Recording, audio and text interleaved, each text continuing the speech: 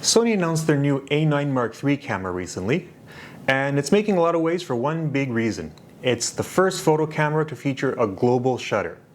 So what is this, and is it useful to you?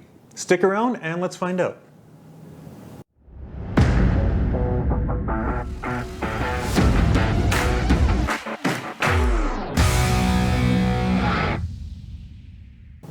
So what is a global shutter exactly? Well, it's a newer type of electronic shutter, which basically means you don't have a mechanical shutter as you do traditionally that exposes the sensor on the camera. So traditional mechanical shutter, you've got two blades or two curtains. The first one opens to expose the sensor, and the second one closes it to finish the exposure. The global shutter means there's no mechanical shutter in the camera. The sensor's on the whole time, and it just takes one fraction of a second and records the full resolution that it's capable of, or whatever it's set to. That's your image. Now, cameras have had electronic shutters for a while, but they haven't been global. They've been what's called a rolling shutter, which means the camera will capture the image in rows of pixels, one at a time, and then send them off to the processor, one at a time. The reason why they do this is simple. It takes a lot of power to be able to capture all that information and process it all at once. A global shutter captures all the information at one time, sends everything to the processor at once, so that's a lot of information for it to chew on. It needs to be very powerful to be able to do that. A rolling shutter doesn't do that. It sends information in smaller amounts of information in a more constant stream, which are much easier for the processor to chew on, which means the processor needs to be a lot less powerful as well. That's one thing you'll notice with this new A9 Mark III is it's got about 20% less battery life according to the specs on Sony's website compared to the previous generation Mark II. Because it's got such a bigger processor in it, it has to be able to handle all that information that's being sent to it. So, why would you want a global shutter? Well, first off, as it's an electronic shutter, it's completely silent. You don't hear it because there's no mechanical part moving around. So if you're the kind of person who shoots certain events like weddings, newspaper photographers might like it if they're shooting press conferences, it doesn't make any sound at all. So you don't have that little click you hear with a mechanical shutter. So that's useful. So what else is useful about a global shutter? Well, you can get a much faster shutter speed out of it. So if you're shooting action photography, because you don't have that mechanical part that has to keep resetting every single time, you can get much faster shutter speeds. This new Sony camera can be up to 1/80,000th of a second. Mechanical shutters usually top out somewhere between 8 and 10,000th of a second, which is still really fast and more than fast enough to catch most action. The thing you need to consider with this, 1/80,000th of a second is not a lot of light. So you need to be in a very bright area to be able to use something that can do this to its maximum.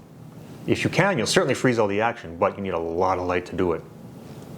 On the subject of light, there's another advantage to a global shutter. You can shoot with flash at any shutter speed the camera's capable of, all the way up to its maximum. That's something you can't do with a mechanical shutter because of the way it functions. You've got two shutter blades, one opens, one closes. Cameras with a mechanical shutter will have a sync speed, which means that's the fastest speed the camera can shoot at while the shutter is completely open. So let's say you've got a sync speed of 1/200th of a second. That means at 1/200th, first curtain opens, exposes everything, and then the second one closes. As soon as you go beyond that, the second curtain will start to close before the first one's finished opening. So if your flash fires around here, this little band right here will be properly exposed, and everything above and below that will be black, no exposure, because the flash was off. A global shutter won't have that problem. It's completely open the whole time and it's capturing everything at once, which means you can shoot with your flash the whole time, no matter what your shutter speed is. You won't get the rolling shutter effect either, like you would have if you had a rolling shutter. Now, it's not all it's cracked up to be. There are certain limits. Your flash has a certain duration. So now what happens if your flash duration is longer than your shutter speed? Which can happen quite easily, especially when you're dealing with a camera that can shoot with flash at such high speeds. Let's say your flash has a duration, the flash is on, for 1/500th of a second. But your camera is shooting at 1/1000th of a second, which is a shorter duration. Well, effectively what's going to happen is you're not going to be able to take full advantage of all the light coming from the flash. You won't use all of it. So what happens when you press the shutter button? Well, your flash and camera both go on. And the camera closes down at 1/500th of a second. The flash stays on for an extra 500th, then goes off. So you've lost some of the light that it was giving off. It's not doing anything. The exposure is finished. So what happens is you've effectively turned your flash into a continuous light as far as the camera is concerned, because it's on for the entire duration of the exposure plus some. The more you increase your shutter speed versus the duration of the flash, the same thing as if you had a continuous light. The more and more light you lose, the flash becomes less effective because the camera is using less and less of the light that it gives off. Now, how do you know what's happening exactly? How is this measured? There is something called a T.1 time that's used to measure the duration of flashes. Most manufacturers don't really publish it, but some do. Basically what it is, if you can find it for your flash, great, it'll help you out a lot.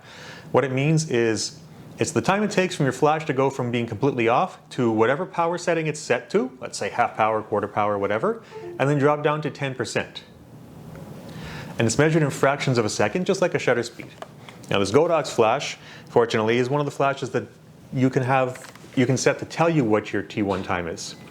So for example, if I'm at 1/8 power on this flash, I know that I'm looking at a T.1 time, or flash duration, of 1/3030th of a second. That means that I can shoot up to 1/3000th of a second with a global shutter without having any trouble at all. The flash is going to perform as it's supposed to. I'll get the light that I'm expecting. If I go beyond that, then I'm starting to cut down on the power of the flash, and that means my exposure will be darker unless I compensate somehow, possibly by raising the aperture. Now, as you increase your flash power, that means the flash is on for a longer amount of time, essentially like having a longer shutter speed. If I go up to full power with this thing, I'm only looking at 1/220th of a second. There are even some DSLRs that can shoot with flash faster than that, which means if I go beyond 1/220th, I start to lose that full power blast. I'm not getting the full amount of it. As I dial the flash down, it gets faster and faster.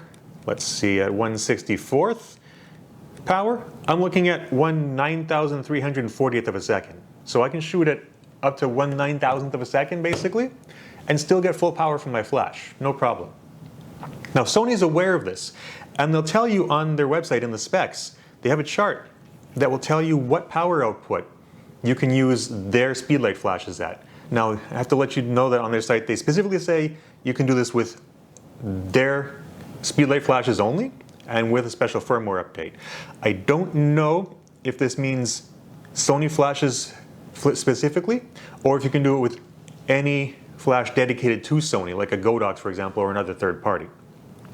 However, let's take a look at this chart here, and with their HVL F60R Mark II flash, at full power, you can shoot up to 1/250th of a second with no problem, works perfectly. But at 1/500th of a second, you can only shoot at half power. If you shoot at full power, it's not going to be fully effective because of the reason I explained before, with the flash being on longer than the shutter exposure. And it goes all the way down 1/1000th, 1/2000th, all the way up to 1/80,000th of a second. You can only shoot at 1/128th power and still take full advantage of the light coming from the flash. Now that's okay if you just want to use the flash as a little bit of on-camera fill flash, a little pop here and there. But if you want to fill a giant softbox at full power at 1/80,000th of a second because you want to shoot a backlit wedding party in broad daylight, it's not going to happen. You need a very powerful flash with a very quick duration to be able to do that. A flash like this might help a little bit because you may be able to get more faster duration out of with less power. Even a big flash like this, it's got a lot of power, but with a shorter duration. This one, I believe, at full power is also only 1/220th of a second. Now, if you dial it down to 1/8th, 1/16th, you start to get more out of it. And this at 1/16th power will give you a lot more power than a little speedlight flash at 1/16th. But you're still running into the problem of your T.1 times. You have to make sure it's faster than your shutter speed. So this is something to take into account if you're going to be using this flash for any kind of outdoor portraiture, this camera I should say, for any kind of outdoor portraiture with a lot of flash at a high shutter speed. So my advice to you, if you're planning on buying this camera for that, I would say save your money until you've had a chance to rent it, and then you can see if it's actually going to do what you want or not. And if it doesn't, you can find other options, or you buy the camera for the other reasons it has. It's if you're shooting a lot of, as I said, a lot of action, really high shutter speed, really fast frame rate, it's also helpful to have. And the silent shutter mode's never a terrible thing. But if you're buying it for the flash, you might want to think twice about that. Yeah.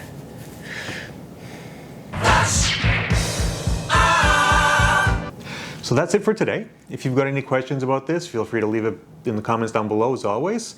Remember to like and/or subscribe, preferably both.